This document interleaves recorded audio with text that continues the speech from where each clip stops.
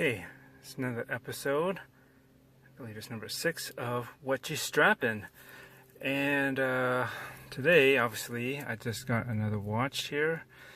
I'm not sure if I'm going to keep, that's why, yes, another one I'm not sure about. But that's why I'm keeping the plastic on, and it's not been sized. I was just getting a feel for it, if I can. And I think this is the Autodromo Group B version Series 2, and this is a special limited edition from the WindUp shop from Worn and Wound. And what's different about this is it has a matching gray coating to the stainless steel that matches the titanium case, the main case that's in here. It's kind of sandwiched in between, or at least that sandwiches this case in between, if you can kind of see how it works right down there. So yeah, it's got this matte finish. Otherwise, it's usually, I believe, a stainless finish. And this measures 39 millimeters lugs, so it should be 20 millimeters. They look integrated, but they actually aren't. You know, not like I don't know, like an AP or something. These can be removed, and you can put a standard strap in there, which is nice, which is different from the Series 1 or the Evolution, if I can pronounce that right. I'm going to get back into that, but those two basically are Series 1s, and they had a solid lug, so this part would come straight across. It would need a big slat or a little gap there, which you can run like a needle through, but that's it. There's no thing to unscrew. It's all one piece, so you're basically stuck with that. But they have spring bars now, so and they comes with a bracelet option, and you can switch it out for you can put in a needle, you can put in a two-piece strap, which is a better option. This is very thin, 10 millimeters thick, I believe, and yeah, it runs on a Miyota 9015. Great movement. It's very solid, very accurate, very consistent from every time I've had it. So there's that. And this also has, so what makes this special also besides the finishing is it has a matching gray dial, and it has the blue accents here, the what they call it, electric or bright blue accents, and they usually have this bright orange tip anyways. And that's basically it. There's limit to 145 pieces, and yeah, it's limited to 145 pieces, and it's a great angular design. You know, if you're looking for something and you don't have the budget for, say, an AP Royal Oak, or what else is there? Protect Nautilus. Well, that's not as angular. But anything that's kind of like AP Royal Oak, thin, flat, angular, clean design, you're not going to get it unless it's an homage. And if you wanted to avoid an homage, it's a pretty nice way to do it. It's definitely more motorsports inspired, as noted by the model name Group B. And this kind of funky 80s style. It's from the rally kind of cars of the day in the 80s, which this design is supposed to invoke, and it does have a very hard 80s feel to it. It looks like a, you know, obviously with these screws in the center here, and the way this is laid out, it looks like something that you would see in a speedometer or tachymeter or tachometer, sorry, of a race car. And they come. The Series 2 has never come in this blue, or even with a black dial version. They've only had a white and an orange, which looks really nice, and a green one which has a special kind of green grid pattern in here, which I really liked. I wish I had gotten that one. That was my favorite, but it's been sold out, and I don't think they make any more, or will make any more. They usually make a run, and that's it. And so they're all pretty much limited editions. So if you don't get it on board, then you probably won't get it. And so, yeah, I kind of held off. The orange is a nice one, too. It's got a it reminds me of European sports cars, like a BMW, or though I think those are more red inside, like Audis are red. But it immediately reminds me of like the old, like some Ferraris. I think of Ferrari Testarossa, back from the 80s that had orange gauges, so it has that feel and look to it, which is cool. So anyways, this came out just last week. Last week. Today is April, today's April 8th, so it came out about the end of the week last week. And I was like, you know what, I've been wanting to get one of these, an Autodromo, for a while, couldn't decide. But I think the Group B always appealed to me, but they are kind of pricey at almost $1,000, just under $1,000. Some people say, well, that's too much for a Miata movement, but these are solid movements, and you're buying a lot in the design of the watch, that went into it, and it's well made from everyone that's owned one and said, and I like it. It's got a really clean design, as you can see.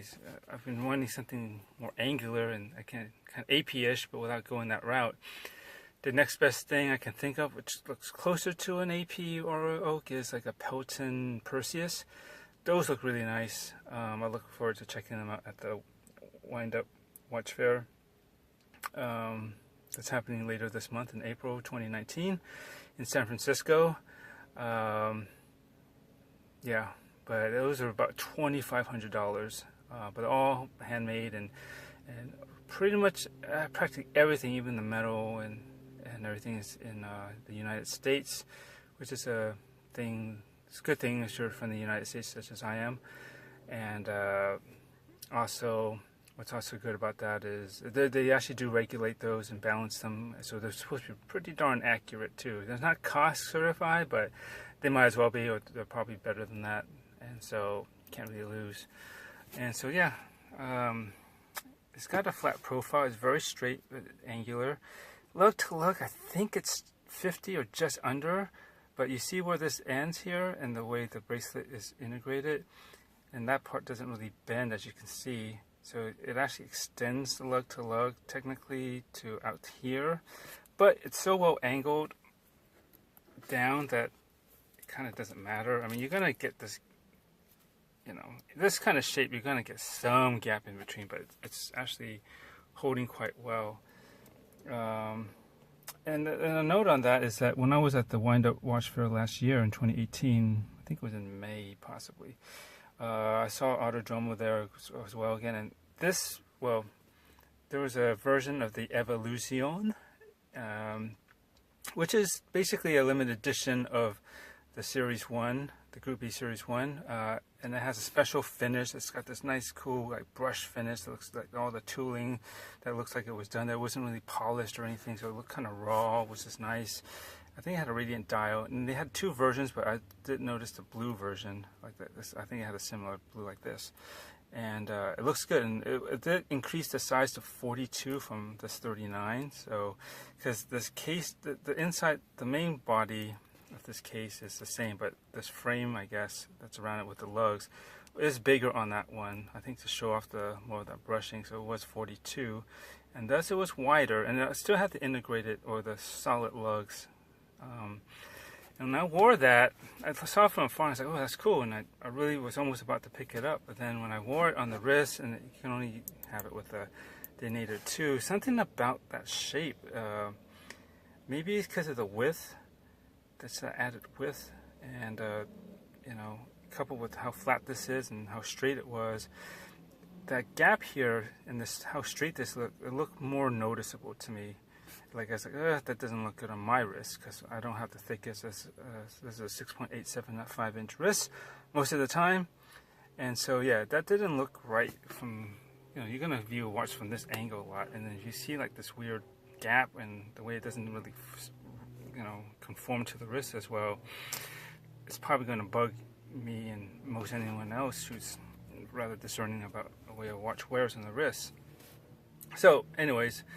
I didn't end up getting it, and I mean, it could be also because it had a NATO, so I passed under and it went through, and then it kind of it has to come out and then under. All that combined with that larger size, and I think it just didn't work for me. But anyways, here we are, about a year later, and I'm glad they got a bracelet option that can switch up the straps, and this is pretty nice actually. All what you see in blue, including this orange tip, lights up. So Autodromo, Ruby, anything does, but it's such a thin application. Well, you know, it's skinny, especially on the hands. It's all right, but I'm imagining this will not hold overnight. At least not most of the thinner lines here, and that possibly that hour hand right there, and you know, those just don't have enough loom material to hold up. But you know, for sports watches, I don't usually like motorsports theme watches. I don't usually expect that. So there's that. And the only thing I would say I just noticed is, I think it's just a design. It's like there's a gap here, but you know, this is where it would pivot off of more. And that's the thing about this. It's a butterfly clasp. So I'm going to undo this real quick and I'll show you.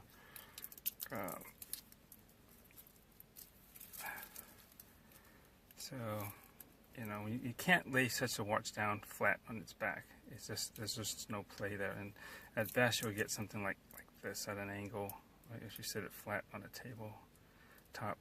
And this is how it kind of comes to you. Well, with this closed, obviously, in the box. It's especially nice. It's a nice box too. I'd say that these are nice and small, and it's got this hexagonal shape like a bolt of some sort. But in terms of hand winding it, if you got fat fingers, that might be harder for you to do. Even with my fingers, and I don't really think I have the biggest hands anyways, it's okay. It could be grippier. You know, it's kind of got a bit of rounding. Sorry about the focus.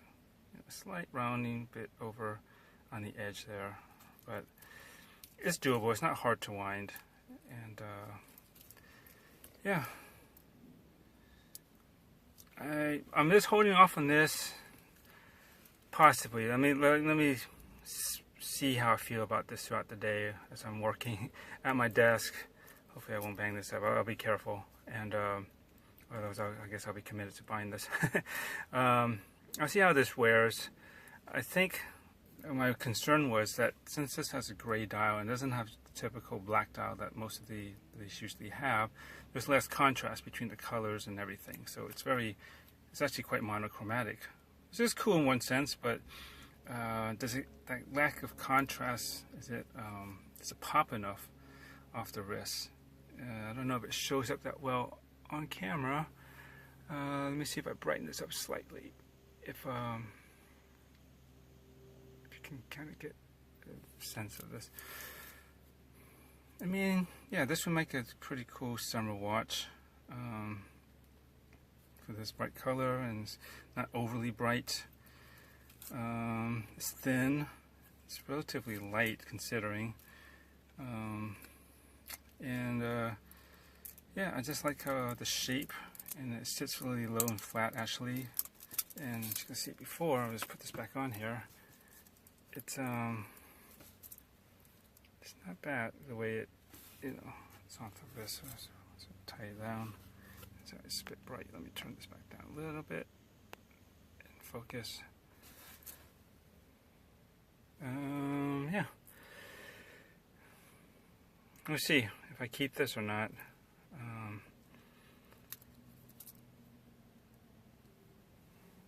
You might be seeing more of this. I don't know. I'm trying to feel it out right now. But such a watch, you have to see in person to know, such as it is with a lot of micro brands, and especially if they have a particular design. You can only deduce so much from pictures and videos that other people have shown. So we'll see. If I keep this, you might be seeing this again. If not, I might have to make a return on this. We'll see how it goes. And with a little brighter shot. So thanks for watching, and catch you in the next one. Laters.